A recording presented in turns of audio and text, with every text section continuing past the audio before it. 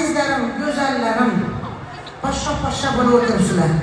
Sizlar tashqaridan o'zlaringizni ko'rmayapsizlar, sizlar meni ko'zimda ko'ringlar da.